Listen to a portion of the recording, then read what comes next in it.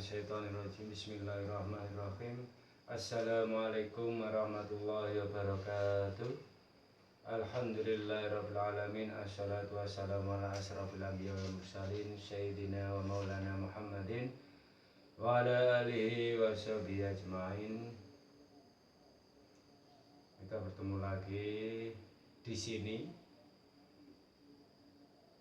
bersama ngaji bareng, introspeksi diri, menelaah bersama-sama. Tujuannya adalah kita agar lebih baik ke depan hidup kita. Bismillahirrahmanirrahim. Di sini tentang keutamaan memberikan sedekah di jalan Allah. Jadi sedekah, sedekah jariyah itu harus diniati dalam hati yang tulus karena Allah Subhanahu wa Ta'ala, bukan karena siapa-siapa. Memang sulit, tapi kita harus belajar. Keutamaan memberikan sedekah dan rezeki, sedekah jariyah di jalan Allah adalah Bismillahirrahmanirrahim. A'udzubillahi minasyaitonirrajim. Bismillahirrahmanirrahim. Masalul ladzina yunfiqu amwalahum fi sabilillahi kamasalil habbati ambatat sab'a sanabila fi kulli sumbulati mi'atun habbati wallahu yudha'ifu liman yasha wallahu wasi'un alim.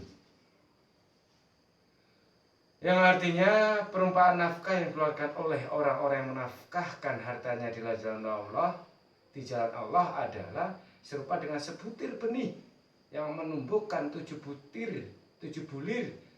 Pada tiap-tiap bulir ada 100 biji.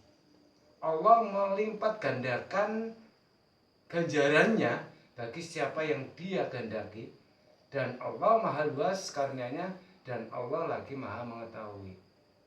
Jadi kita niatkan sedekah kita, sedekah jariyah kita kepada Allah Subhanahu wa Ta'ala, walaupun hanya 1.000 bahasanya kepada anak kecil. Tapi kalau kita konsisten, setiap hari teman anak kecil diberikan, kita sudah jariyah 1.000, walaupun hanya 1.000. Kalau niatnya kita tulus pada Allah, ridhi ta'ala, murah karena ridhani Gusti Allah, pasti nanti akan digendaki, dilipat gandakan walaupun hanya 1.000. Hakikatnya dari suatu sedekah itu sebenarnya kembali pada diri kita sendiri juga. Karena ada suatu makalah, satu hadis yang berbunyi Bismillahirrahmanirrahim. As-shadaqatu lidafil bala. Shadaqah itu akan menjauhkan dari bala atau menolak bala. Kembalinya pada kita. Kembalinya pada manusia itu sendiri ketika manusia itu mau bersedekah. Kita memberikan makanan pada fakir miskin, pada orang-orang yang membutuhkan, orang-orang yang kelaparan, kita berikan makan. Hakikatnya kembali pada diri kita sendiri. Suatu contoh, saya atau orang lain memberikan makanan pada seseorang, si A katakan. Si A kita beri makan, dia makan apa yang kita beri tadi, di dalam tubuhnya akan membentuk suatu sel darah putih dan sebagainya, tetap mengalir. Ketika orang yang kita beri makan, dia melakukan kebaikan, amal soleh, sholat, zakat, atau sebagai seorang ustadz memberikan ilmunya pada santri, dia mempunyai tenaga hasil dari sedekah jariyah kita yang dia makan. Tenaga digunakan untuk kebaikan, maka pahala-pahala orang yang kita beri makan itu juga akan mengalir pada kita. Itu logikanya, mengalir pada orang yang memberikan sedekah jariyah tersebut. Itu bentuk makanan diberikan pada orang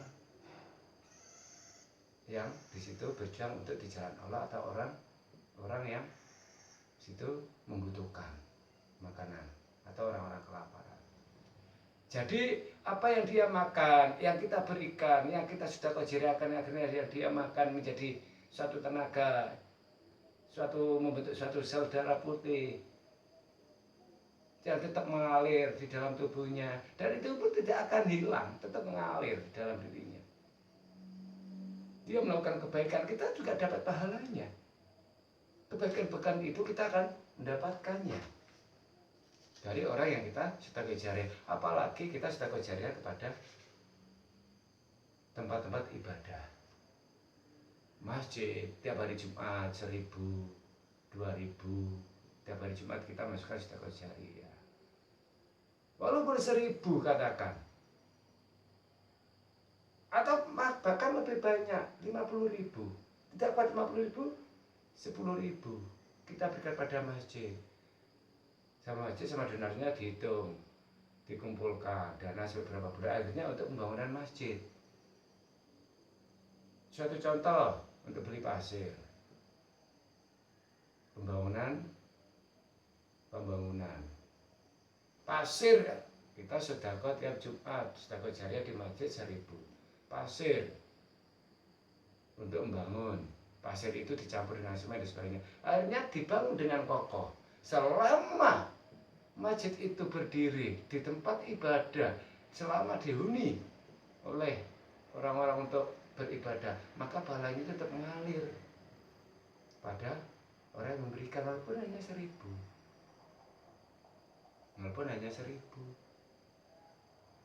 Itulah pentingnya sedekah. Hakikatnya sedekah itu sebenarnya kembali pada diri kita sendiri. Kita memberikan nasihat, sedekah nasihat kepada orang yang membutuhkan. Nasihat itu dipakai, dia melakukan kebaikan terus selama hidupnya melakukan kebaikan, itu pun akan kembali pada diri kita. Maka pahalanya juga akan mengalir pada diri kita, walaupun nantinya manusia itu sudah meninggal dunia, tetap mengalir pahalanya. Yang memberikan sedekah nasihat kepada orang lain, yang memberikan itu sudah meninggal dan yang diberikan itu tetap melakukan kebaikan, maka akan terus mengalir pahalanya walaupun kita sudah meninggal. Itulah keutamaan dalam sedekah jariah. Maka jangan sungkan-sungkan, jangan berat hati untuk memberikan sedekah jariah walaupun 1.000 pada anak kecil, pada sedekah jariah komplong masjid, kotak masjid, sedekah nasihat pada orang-orang yang membutuhkan. Nasihati dengan semampunya supaya orang itu menjadi lebih baik dan lebih baik. Dilanjutkan, yang selanjutnya adalah masih terkait dengan sedekah jariah. Ya.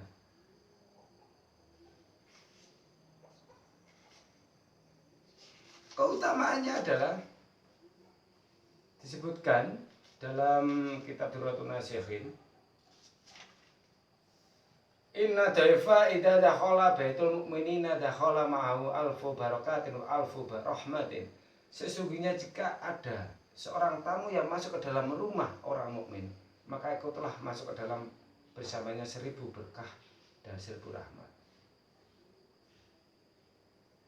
Makanya kalau dulu saya di pesantren, itu adalah ketika ada suatu sowan ke kiai, makanya saya teringat kiai saya itu ketika di pesantren diberi minum, suruh habiskan.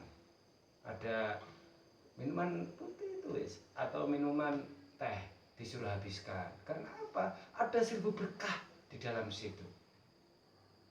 Di dalam minumannya itu ada 1.000 berkah. Kalau di pondok pesantren dulu ketika ada pengajian, sisa-sisa makanan kiainya itu kadang sama santri diambil dimakan. Apa? Karena ini sesungguhnya seorang tamu masuk dalam orang mukmin, ke rumah orang mukmin, dan maka ikutlah masuk ke dalam bersamanya 1.000 berkah dan 1.000 rahmat. Karena di dalam rumahnya seorang kiai, seorang alim itu adalah ada 1.000 rahmah dan 1.000 rahmat. Ketika diberi jamuan, habiskan saja, nggak apa-apa. biarkan walau kita dijuluki orang-orang yang rakus. Karena di situ ada 1000 rahmah, 1000 rahmat, 1000 barokah. Dengan harapan apa yang kita makan kan menjadi berkah di dalam tubuh kita. Kita dengan berkah itu akhirnya apa, perilaku kita akan terus berubah menjadi lebih baik, lebih baik, lebih baik. Suatu hari saya teringat ketika di pesantren, kalau malam itu katakan itu melean, gak tidur malam, itu pernah saya lakukan. Jadi bekas rokok kiai itu tak ambil, saya rokok. Tujuannya apa? Mencari rahmat dan barokahnya. Karena di dalam seorang kiai, di dalam alim ulama itu banyak sekali suatu barokah dan rahmatnya. Dibuktikan inna daifa idza dakhala baitul mu'minina dakhala ma'al alfu barakatin alfu rahmatin. Sesungguhnya jika ada seorang tamu yang masuk ke dalam rumah orang mukmin, maka itu telah masuk ke dalam bersamanya 1000 berkah dan 1000 rahmat. Monggo. Itu ada beberapa bahasan. Yang pertama adalah tentang sedekah. Yang kedua tentang kita sowan ke rumah kiai, bayai, alim ulama yang alim. Di situ banyak barokahnya, banyak rahmatnya. Itu yang pertama tentang kita sowan ke bayai, ke alim ulama, banyak barokahnya. Yang kedua adalah sedekah jariah. Kita kembali lagi ke sedekah jariah. Hakikatnya sedekah apapun yang kita berikan pada orang lain, sedekah jariah pada orang lain, hakikatnya adalah kembali pada diri kita. Pada diri kita. Bukan kita kehilangan uang 1000, tidak. Bukannya kita kehilangan uang 10.000 kita berikan pada orang, tidak. Hakikatnya kan kembali pada diri kita. Tadi saya terangkan di awal-awal tadi. Awal kita ngaji bareng. Muhasabah, introspeksi, motivasi hidup. Ayo kita menjadi manusia yang lebih baik, menjadi baik. Kita niati kita menjadi, ayo kita menjadi manusia yang baik. Wallahu a'lam bishawab. Wassalamualaikum warahmatullahi wabarakatuh.